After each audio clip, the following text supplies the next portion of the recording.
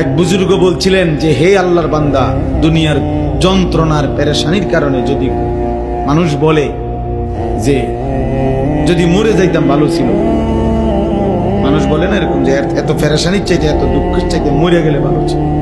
মহিলারা বেশি বলে, মহিলারা একবারে 19-এর থেকে 19.5 হইলে যা আমার মরণ আইয়ে না কা, আমি মরি না কা, আমার উপরে ঠান্ডা পড়ে না কা, আমার উপরে খোদার গজব পড়ে না কা।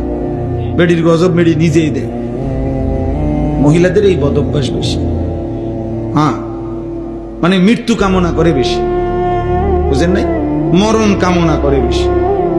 তাহলে ওই আল্লাহর ওলি বলছেন যে হে আল্লাহর বান্দা, দুনিয়ার পেরেশানির থেকে তো তুমি মনে মনে কামনা করিলা যে যদি মরে যাইতাম, পেরেশানি মুক্ত হইতাম।